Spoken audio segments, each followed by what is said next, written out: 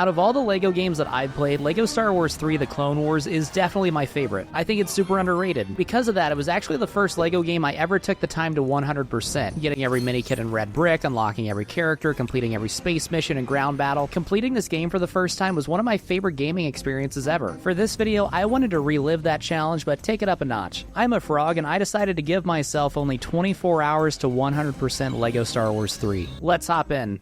The game begins in the Geonosian arena as the bug people wave foam fingers, eat ice cream, and do whatever's supposed to be happening here, while Anakin and Padme try to have a premarital kiss before getting wheeled out to fight various beasts to the death. A 3-horned rhino, a giant spider crab, and my neighbor's dog that doesn't bite. The Geonosians didn't do a very good job securing us because 15 seconds after the gameplay started, I had all the characters freed. Either they didn't know that Jedi could move things with their minds, or their escape was a carefully coordinated inside job by Emperor Palpatine and Blackrock, but either way it doesn't really matter because I'm now riding the Rhino trying to collect studs and destroying these stands, which after getting all 5 gives me my first mini-kit of the game. And shortly after getting my first mini-kit, I collected enough studs to get my first true Jedi. For this challenge, I'll need to collect all 10 mini-kits and get true Jedi in every single level. Still riding the Rhino, I now have to ram into the weird dog. Actually, they're called the Reek and the Nexu. It says it right there on your screen. Shut the fuck. In my Complete Saga 100% video, there were a few levels I mentioned throughout that I didn't like and felt like a chore. This game is very much the opposite. There's really only one main level that I'm not a fan of. We'll get there. But yeah, for the most part, I like everything, including this level. So next, we kill the spider crab, decapitate Jango Fett in front of his child, who proceeds to wear Jango's helmet following his dismembered head falling out of it, and then helps some Jedi escape in gunships, and that's level 1 done. If you haven't played this game before, you may be surprised to see that the character list is just as stacked as the Complete Saga, but there's a reason for that. We'll get there. For all my accomplishments in level 1, I unlocked 2 gold bricks, one for completing the level and one for true Jedi. There are 130 gold bricks in total, and as you can probably surmise, unless you're stupid, I need all of them to 100% the game. Following level 1, the various Separatist leaders split up, and you now have the freedom to chase them down and follow their specific quest lines and levels that are all modeled after episodes from the Clone Wars TV show. I never watched the Clone Wars TV show, but I'll do my best to relay what's happening. I chose to go through Count Dooku's levels first. The biggest addition to this game is the ground battles, where you and the Separatists both build bases and try to take over the map. It's such an interesting idea that you wouldn't expect from a LEGO game, but it works really well. This level is your first taste of them, where you basically just go around and blow up all their pre-existing bases as Mace Windu, Kit Fisto, and Dave Ramsey. Next level, we see Anakin, Obi-Wan, and Count Sudoku captured, and instead of sending an army of Jedi or something to rescue them, Palpatine entrusts Jar Jar Binks, which may seem stupid, but I think Palpatine knew he could trust Jar Jar because he knows he's a secret Sith Lord. These are going to hurt you, sir.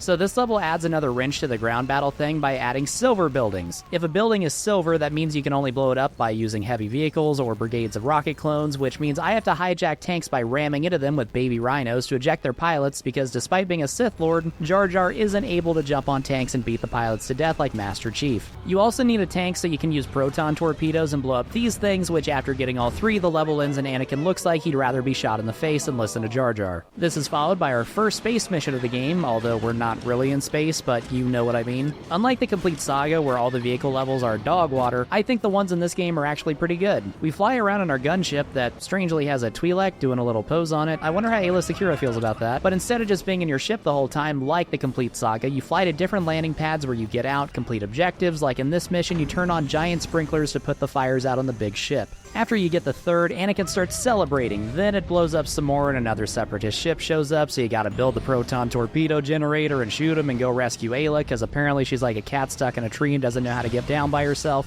Level 4 in the Dooku line features 2 things of note. Number 1, Anakin in a bathtub fully clothed, but more importantly, number 2, the real intro to base building. So you make this base at the start and have to build a cannon to get past a barricade, and then it's showtime. There are 3 ray shields protecting the main objectives, so those are technically the only 3 things you need to take out, but to do that you have to capture enough bases to get the other vehicles you need. I like using the speeder to get around because it's fast, but it doesn't do very much damage. Make a mental note of this for later. But yeah, capturing your second base lets you build a small vehicle thing. Then after getting your third base, you're able to make barracks to spawn clone armies, and the 4th base capture lets you now build real air support. So I get a tank and I can now blow up the silver ray shield protecting the main objective. One other thing I'll quickly note, in my Complete Saga video, I was trying to true Jedi every single level as I played them, only to realize after the fact that was a complete waste of time and really dumb. This time around, I wasn't concerned with getting true Jedi at all. I would pick up up studs, but I wouldn't go out of my way to collect every single stud on every level. So that's that level. Afterwards, the Separatist leader guy gets captured and thrown in the brig on our ship outside of the main levels in the hub world, and this makes Dooku really mad. Probably because he knew I'd continue right along his quest line to a level that begins with the clones being homoerotic and you needing to blow up this Separatist base. Only 3 buildings, easy enough. Then another cutscene plays, and all of a sudden the Separatists have 4 more bases.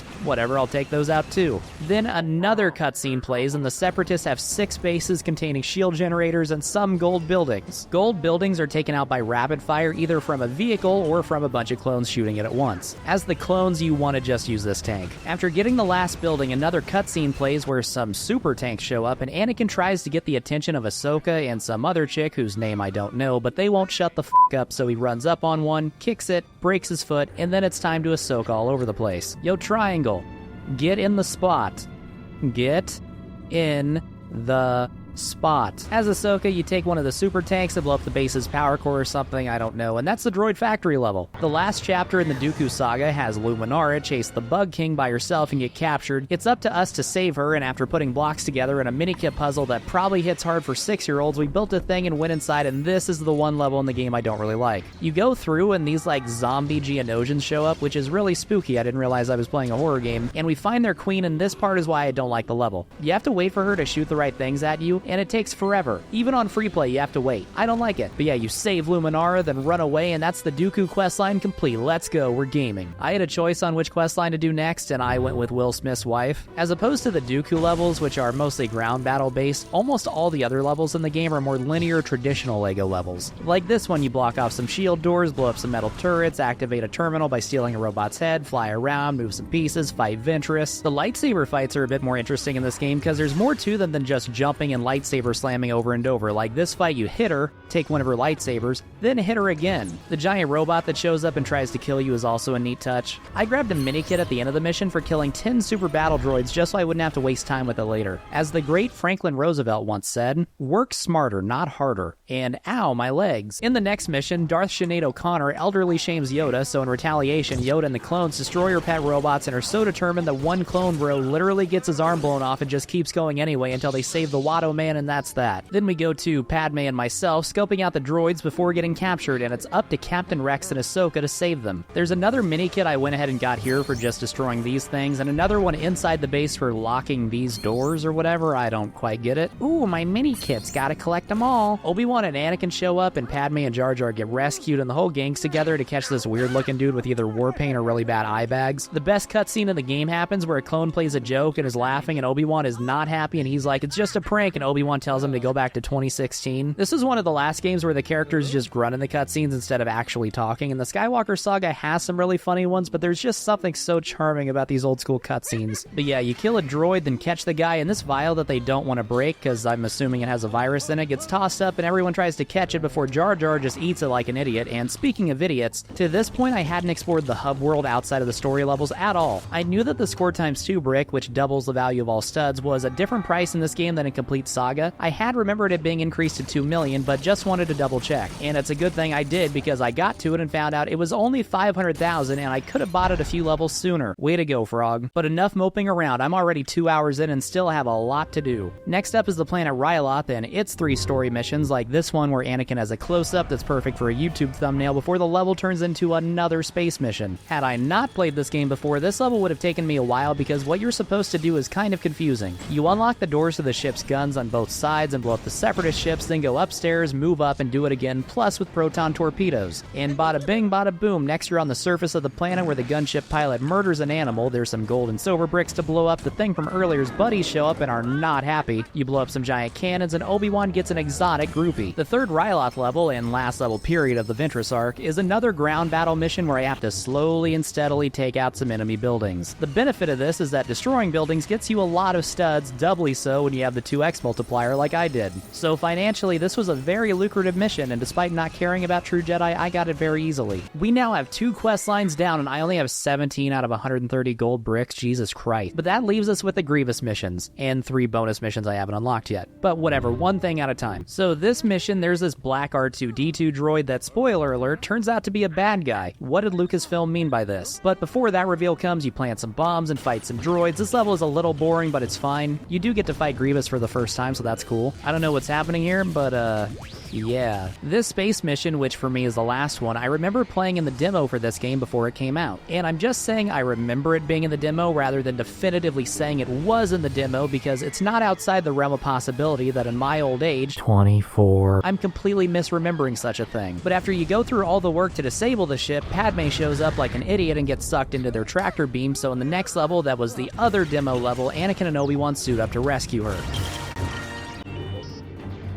AI Anakin sure is stupid. I didn't mention this earlier, but this is a cool mechanic where the characters get split up and you have the ability to switch perspectives completely. So like Obi-Wan and Anakin are in completely different places trying to do different things, and yeah, it's neat. On the Obi-Wan side, he fights Grievous, who doesn't use lightsabers because then their exchange in Episode 3 would make no sense. And on Anakin's side, they steer the ship to fly directly into a planet, killing everything on board and whatever living organisms may be down below. On the next episode of Fishboy and Tentaclehead, they break into Grievous's lair where they fight the main man himself, as well as a big monster man who straight up murders the clones before Grievous murders the fish Jedi Jason Todd style and the Green Goblin pieces out. Okay, this level is based on the episode Rookies, which was one of like 2 I actually did watch, and I loved it as a kid. It made me want to watch more even though I never did. There's these commando droid guys who are pretty scary that just completely took over this clone base staffed mostly by rookies, which doesn't make any sense because this is like a super important base, but anyway, some of them escape and they have to get back to blow it up, which will send a distress signal to the fleet. Unfortunately for the rookies, they're under attack by a Redditor, but after dispatching him, the clones take the base back over and arm explosives, and Heavy sacrifices himself to blow them up like a legend, which foils Grievous's plans yet again. There's a mini-kit at the start of the last level in this quest line for just throwing stuff at the glass behind you. I went ahead and knocked that one out because I figured I might as well. But this level's a longer one, and I think maybe a bit too long. You do fight Grievous as Obi-Wan again, and this time he is using his lightsabers, which doesn't make any sense because in Episode 3 he's like, I got trained in your Jedi arts by Count Dooku. He acts like it's a surprise that he knows how to use lightsabers, but whatever, this is the same game that showed Anakin in a bathtub. But yeah, after rescuing one of the Jedi, that's it for the Grievous arc and all the main story missions outside of one last one, Zillo Beast. This is another mission that's mostly just a ground battle where I blew up a bunch of enemy buildings, resulting in even more studs for me, but the downside of this is that we woke up Godzilla, who we have to build tanks to take down before pacifying for good. Okay, so that's all the main missions, which puts me at 27 gold bricks, 37% of the way through, about 4 hours in. And now for the fun part. So far in the hub world, I've stayed on the Republic ship, but you can actually get in a fighter and fly over to a Separatist ship that has more collectibles and missions and things to do. There is a bonus mission I wanted to do in the Separatist ship, but I discovered I didn't have enough gold bricks yet. Fortunately, in between the two ships, each planet has its own space mission where you have to destroy a bunch of objects within a set period of time to earn a gold brick.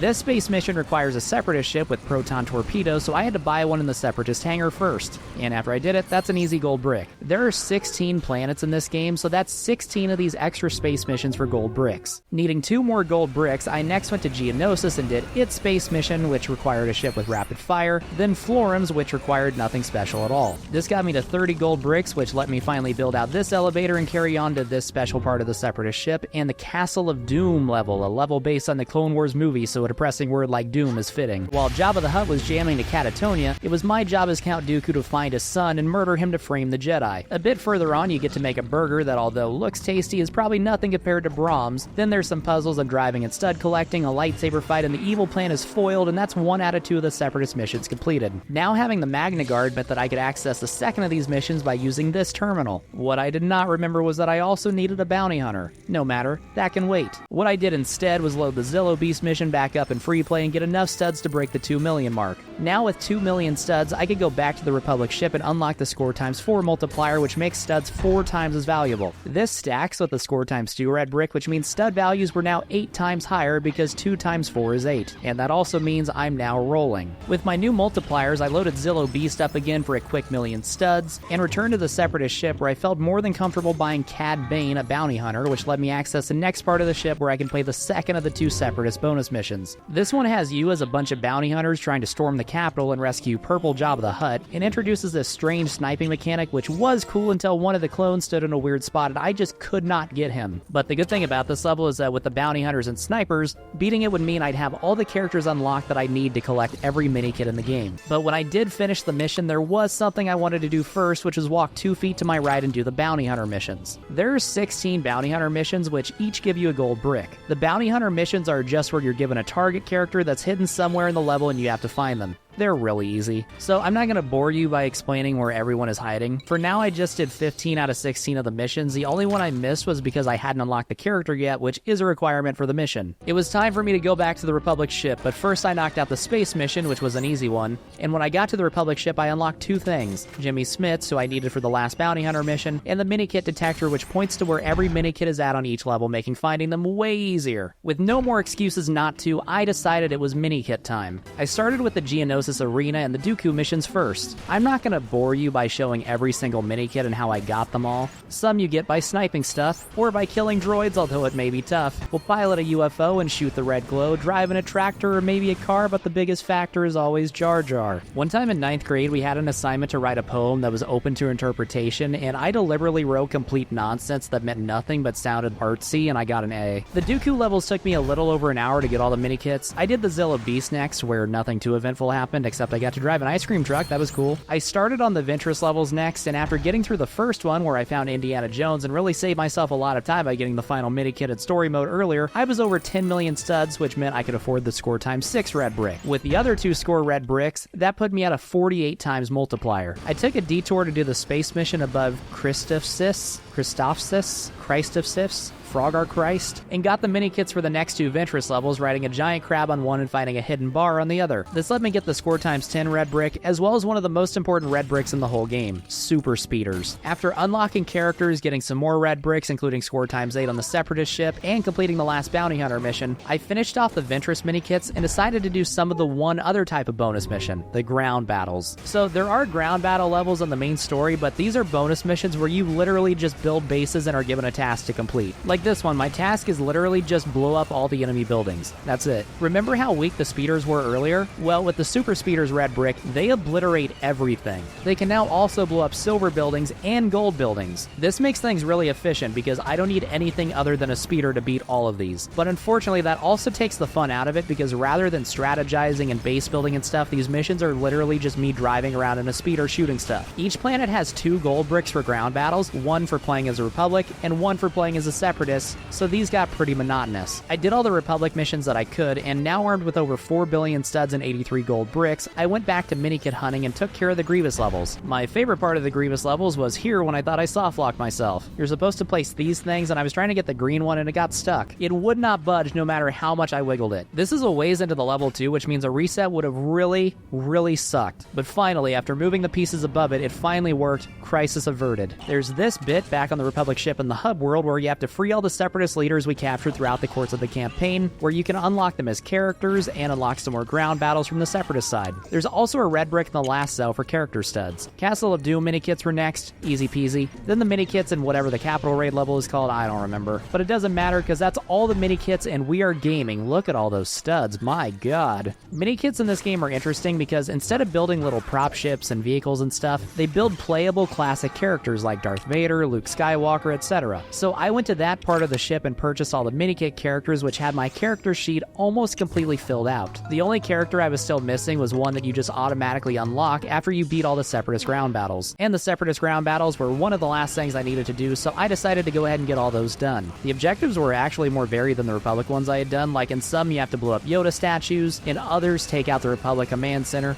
There was an objective to build an escape pod, which you can't do until you've captured several bases. I spent about another hour just going through all these. Turning every planet to the Separatist side meant I could now go back through and complete the ones as the Republic that I couldn't do earlier, and with that, all I had left were the space missions. The most notable of these is above the Rishi Moon, where there's these golden stingray bird things. This one is really tough because of the fact that they're gold, so you have to sustain fire on one for a few seconds to take it out. Not being able to aim yourself, another one can just fly in and the auto-targeting will go after it instead, or just it'll fly to a spot where you can no longer hit it. It's awful, but I got through it, and after killing silver birds above Ragosa, I had completed every space mission and gotten every gold brick, which meant I could go into this part of the Republic ship and build the final vehicle, the stealth ship. That's 100%, and it took me about 14 and a half hours, as opposed to just about 24 for Complete Saga. This game is less stuff than the Complete Saga, but I think it was also helped by me having a better idea of how to go fast. If you haven't yet watched me do the same 24 hours challenge for the Complete Saga, click the video on screen. Goodbye.